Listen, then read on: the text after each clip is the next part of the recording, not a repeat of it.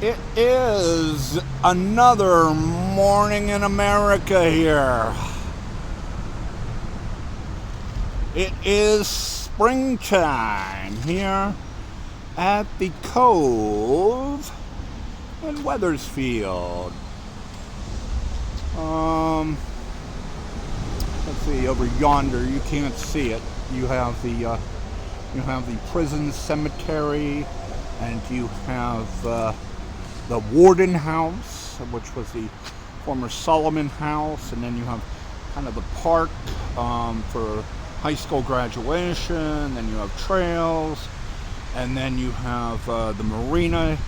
Then you have boating, parking for boating, things like that. And you have this little kind of area here. It's not really made for automobile transit, but perhaps better for transients.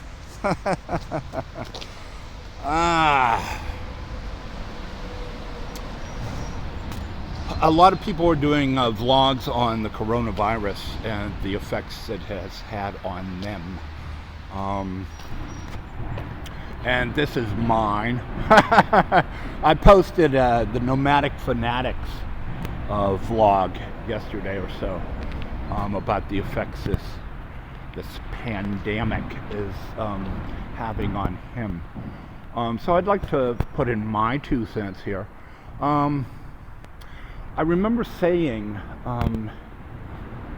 in Memphis 2 months ago, I think it was, in 19, that I felt that the 1 years and certainly the year 19 was coming to a crescendo. It had been building and building and building, and then it certainly, to me, it kind of crescendoed in Memphis when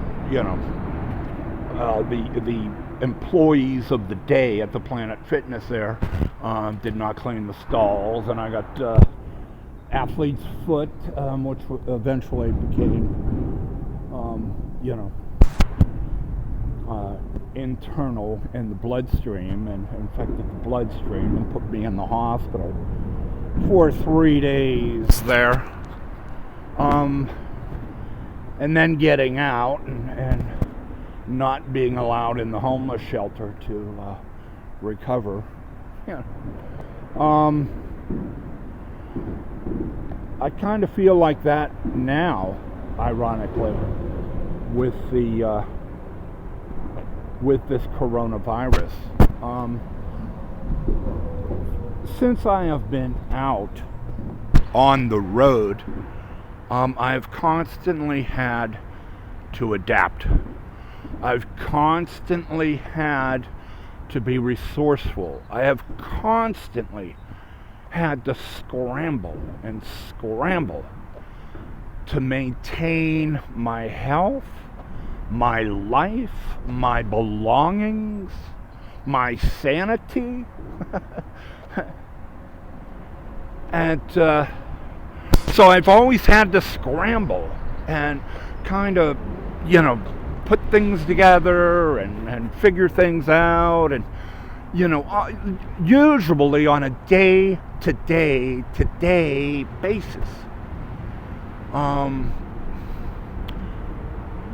Where can I get water on a daily basis, every day, regardless of the shelters, if any, in whatever city I may be in? Where am I going to get the water, to shower, to maintain some hygiene? Where am I going to eat?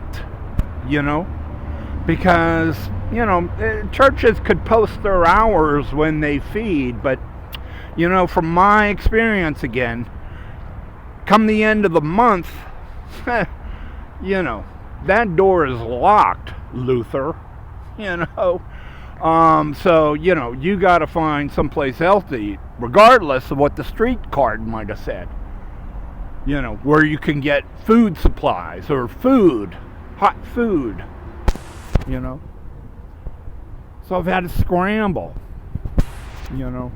And you do what you can and you make the best out of it.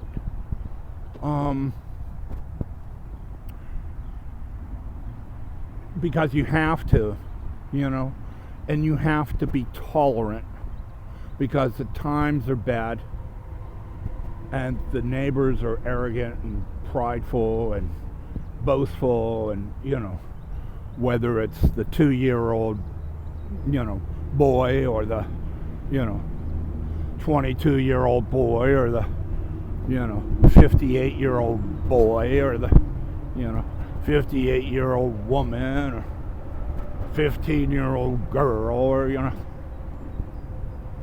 righteousness reigned, you know. So, but the coronavirus has really impacted me because it has gotten to the source of, well, life for me. And that is water. I can scramble for food. I can scramble, you know, shelter. You know, how many bridges have I saw shelter in place by? You know, I could vent my frustrations and my anger at the neighborhood and communities I've gone through, much like the boys tagged under the bridge there, you know. Their expression of anger or remorse or sadness or pain or love.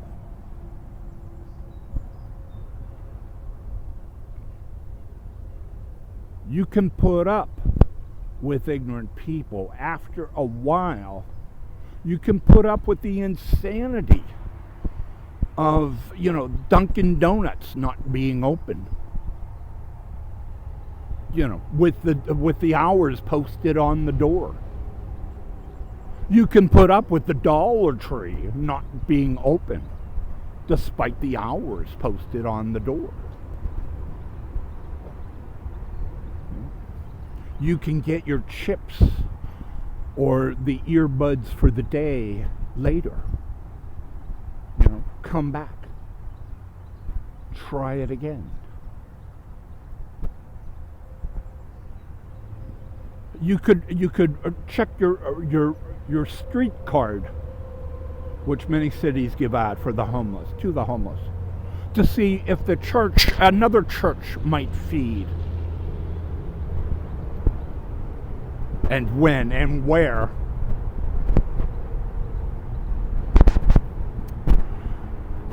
But you lose the water, and you're in trouble. And I have lost the water. Planet Fitness is down. And all gyms are down. And so it has hit, you know, the resource, of course, I cannot do without. It's life itself. And so,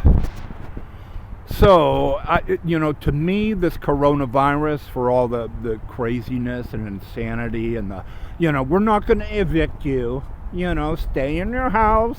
No need to pay rent. No, don't worry about that mortgage now that we foreclosed on. You know, it's stay in place, stay in shelter. You know, it's like, we're going to let the prisoners out, though. So, you know, they can scramble to find, you know, the 3 meals, a bed, and, you know, the showers that they had every day. We're going to make them scramble in the name of mercy.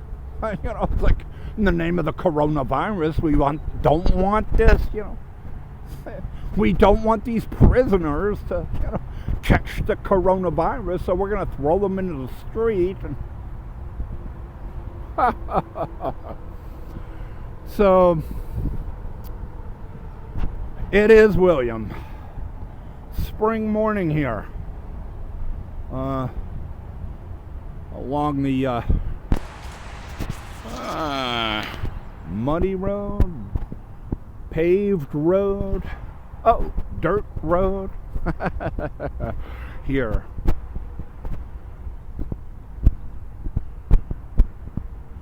Between the Wethersfield Cove and Park.